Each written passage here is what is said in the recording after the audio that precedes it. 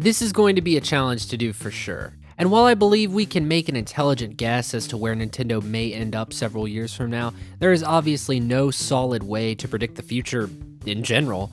And for better or for worse, Nintendo has always been known for coming up with ideas and practices that no one ever saw coming. And now that Tatsumi Kimishima is the brand new head honcho at Nintendo, we really are limited with our assumptions here. But with all of that said, we still need to discuss Nintendo's past before we can even begin to start making our predictions for the legendary video game company's future. And so, without further ado, let's get into it. Nintendo entered the gaming hardware scene in 1977 after an up-and-down success with distributing toys and trading cards. The first console was called the Color TV Game. I know what you're thinking, but I thought the Nintendo Entertainment System was the Nintendo's first ever console. Well, I thought so too before I started researching for this video, but no, the credit for Nintendo's first gaming console goes to the Color TV Game, and it was essentially Nintendo's version of a Pong box, kind of like a Magnavox Odyssey. From what I could gather, the Color TV Game was successful enough for Nintendo's first attempt at distributing gaming hardware, and given that gaming was a very new thing at the time. However, Nintendo wouldn't begin receiving worldwide huge commercial success until the 80s when Nintendo released the Famicom, or the Nintendo Entertainment System for those of us who did not live in Japan. Now I say the 80s because even though the console released in Japan in 83 and in America in 85, it took the console, and gaming in general, a few years of steady growth before it really reached its monumental heights in terms of sales. I believe that it was at this point that Nintendo really discovered what they were at their core, a video game distributor. Sure, Nintendo had other gaming projects prior, like the Game & Watch portable systems and even some successful arcade cabinets like Donkey Kong. But it wasn't until the overwhelming success of the Nintendo Entertainment System that Nintendo finally discovered who they were as a company. Nintendo basically dominated the gaming industry as a whole. That is, until 1990. A gaming company called Sega had some success with its arcade cabinets in Japan and America throughout the 80s, but in 1989 and 1990, the Sega Genesis/Mega Drive was born, and finally, a true competitor entered the gaming industry ring. In response to the Genesis and its growing popularity, Nintendo released their next console, the Super Nintendo, in 1989 Japan and 1990 in America. This was a huge moment in gaming history, and it shows how competition causes companies to make changes and improve their products. Sega and Nintendo throughout this time were doing very aggressive marketing strategies, focusing on processing power and graphical capabilities of their consoles. It was at this point in history where gaming companies, including Nintendo, were focusing more on making their games look, sound, and play better than the competitors.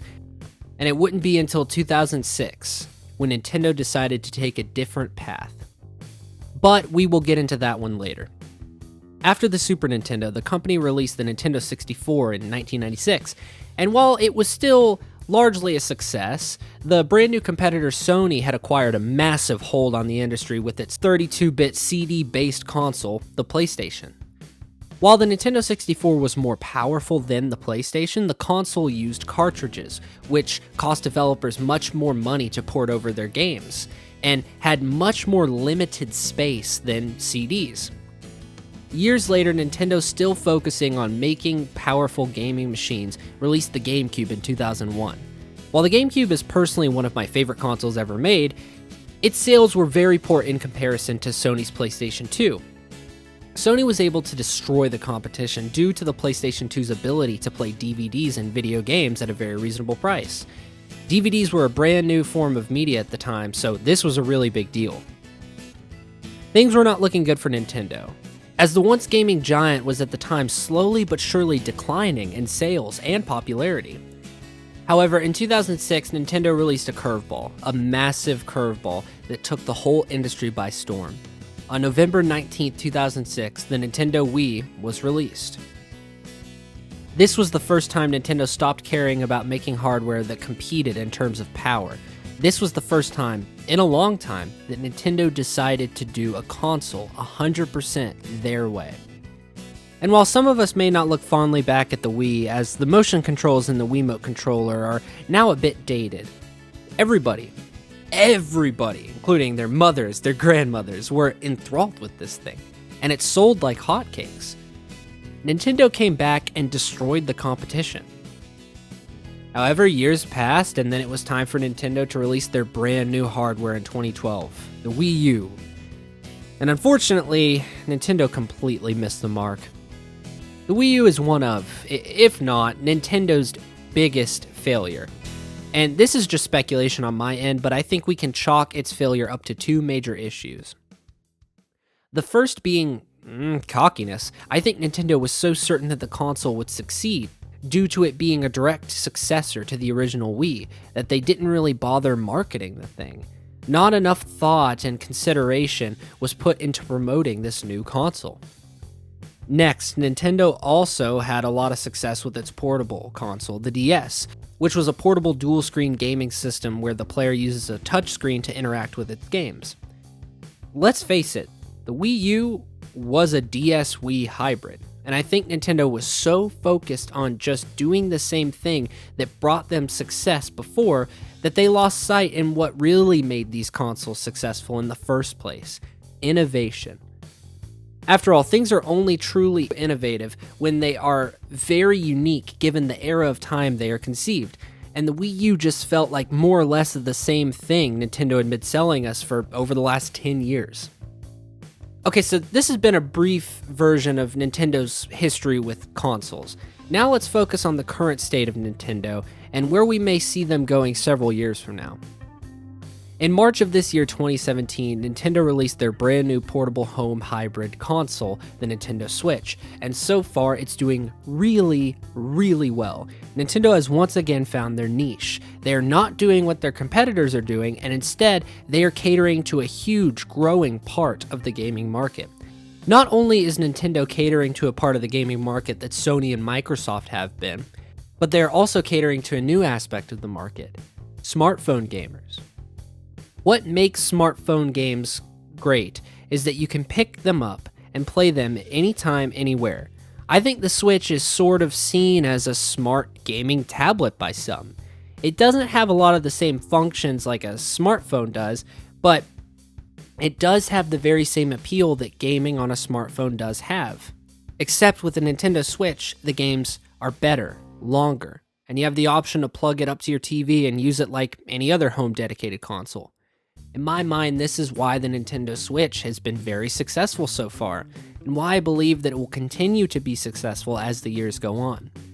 So where does Nintendo go now? What's next?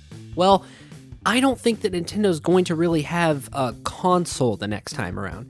I think that Nintendo's next hardware iteration won't be competing with the new Microsoft or Sony consoles. I think that Nintendo will be competing against tablet distributors in the future. And smartphones and tablets are only going to get stronger, more powerful. And it won't be long until those companies that make tablets start becoming larger competitors in the gaming industry. I could definitely see Nintendo's next console being a tablet that also has controllers, kind of like Joy-Cons, for intense, fun gaming experiences, while also having all of the basic functions of a tablet, such as email, text, social media, etc. Nintendo also has the upper hand here in that they already got their foot in the door. Pressing forward years on from now into the tablet gaming industry would not be as much of a stretch for them as it may be for other competitors. Of course, this is just guessing on my part, as there's no real way to know for certain. Who knows, perhaps Nintendo will see everyone going to the direction of tablets and they'll decide they want to do something completely different that no one has ever seen before. It's a risk and reward way of approaching things, but Nintendo has proven, and will continue to prove, that if at first you don't succeed, you try and you try again. Thank you all so much for watching. I was talking a lot about niches, throughout this video. And speaking of that, I haven't really found mine yet, so if you guys enjoyed this video, let me know in the comments. Would you like to see more videos like this in the future? To give you a comparison, here are some other videos that I make.